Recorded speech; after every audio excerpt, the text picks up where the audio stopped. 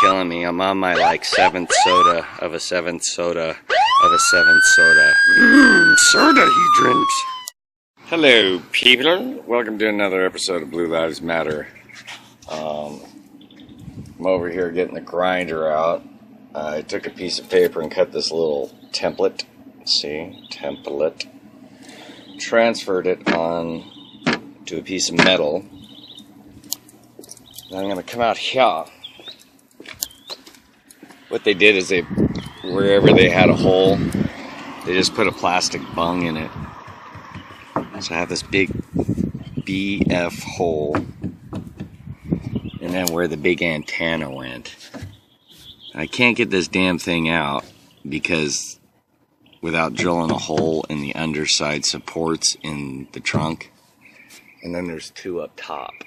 So I'm gonna try to fill these holes, maybe the holes in the bumper. I gotta get those done before I can do much anything else. Plus I don't want water leaking in the trunk when the rains start to come, if they come. So, you know, got rid of the holes on the side and the door, the thingy, the A-pillar. So, we'll see how it goes. Cutting that out is not going to be any fun. Anybody who's tried to use a grinder to cut out cycles, it's not easy, and I always opt to use the smallest disc I have, so we'll see how it goes, man. I'm going to go back to listen to some tunes and chop out these here little discs. Gotta cut some discs. And I'm just going to tack it in like I did the other stuff. It's pretty heavy gauge stuff. Same junk I used on Project 69. I still got more work to do on it, but it's out of this metal, which is pretty beef. So I like the way that turned out. It's dusty, because I'm a dirty Dan, and I do it dirt cheap because I'm always broke. So let's see what I can accomplish, man. Alright, I got them cut out, and to make it easy, I just clamped them all together after I got one to fit, and then sanded them all. It'll save you a bunch of time, and that way you don't have to work on each individual bung hole all by itself. So that's how you do it, or that's how I do it. You can do it any way you want, because it's your ride, but that's how I do it. And then I took a high-powered little magnet that like holds drill bits and junk. Oh, it's stuck to it. So that way I don't drop it in the hole. I just put it on the screwdriver. If I can get it to lift up. Can't do it one-handed, but it works. It keeps it from dropping through the hole. So, yeah. Little idea, tip, trick, whatever. You can't weld with it because the magnet will let go once it gets hot. So you're going to have to use the nail thing again, weld a nail on there and hold it. This is one of my old work shirts. That's the company I work for. If you live in the area and you want us to come out and work for you, there's the number of my boss. Just call him. The reason I'm showing you this is once these things get ripped or faded, Scott, who's my boss, doesn't like us to wear them to work. He wants us to remain with that professional look. That hole up here and that one are danger close to the glass. If you're going to do any kind of welding and the spatter hits your windows, the molten ball rolls down and leaves pits all through it. I had a solution for that in Project Sam because, like I said, I'm kind of broke, so I don't have like welding paper, little extra odds and ends. You guys know that about me. So what I do is I get the old shirt, old towel wet, lay it over it, and when the slag goes spitting all over the place, it hits that and it puts it out. Psst. So if you got to weld by glass and you don't have something fancy to deflect it, wet old work shirts work. So, ta-da. Anyway, I'm going to weld them on before it gets to be 1,000,000 degrees. It might be a little noteworthy. using some simple aluminum foil. See the headliner up here? Headliner, I don't want it to catch fire, okay? Okay, so. Right below this hole is the headliner. This one's gonna be hard to weld. And it would totally catch on fire, so I'm stuffing the hole with aluminum foil, kind of making like a bird's nest in there. So if sparks do go down in there, they're just gonna dance around on the foil.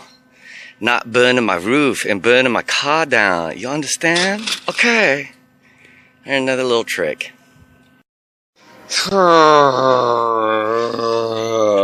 so hot, dude. It's so hot. Anyway, little update time. Got all the little pluggies in their holies. Holio. And I primed over them. Then I took one of my carpenter's pencils and scribbled on the side, sanded over it so I could see the dent, and dent. Did the same prime shit on the top. And then I'm also working on that bumper thing where the crash bars were. Pull over! Before I got too far, I painted them black. See my reflection in it? So it was front and back and it didn't rust out. And then, before I do the body work, I'm gonna prime it. Because the primer really likes, gives a good surface area for the fiberglass to hold to. And all I'm counting on is it to fill those gaps and it'll wedge it in there. Delboy did a video many times trying to show me how to plastic weld when we first started out being buds, and I suck at it so bad. Everything I plasti weld, it either I make a big sloppy mess or it falls out. So I kind of stick with this. The fiberglass is going to stick to the metal, and then I'm going to goop it in these little cracks, and then you'll never see them again. Now if I probably get in a crash, so they could come out, but I mean, if I do crash it, it's going to be a lot worse than these stupid little plugs coming out. And they're not flying out right now. Kind of wedged in there. Mechanical friction. So I'm going to mix up some mud and get it on there. As hot as it is out here, it'll probably dry quick. It's over 100, so it's killing me. I'm on my like 7th soda of a 7th soda of a 7th soda. Soda he drinks. Alright, so it got so hot yesterday and the stuff didn't set very quick, but I've got the body work done and it's, I put some primer over it. I'm going to hit it with some light body filler on the sides. The roof's pretty much done. Up there. The trunk's pretty much done. Over there. But this is what I was talking about with the pencil marks. I got some low points on this. So you take your block and you sand over it. Whatever's left is your low point. Let's see. I don't know if I got that one or not. Yeah, there's a low spot. See? The lowest spot. Your object is just to sand off the pencil marks. And it will reveal where your low spots are.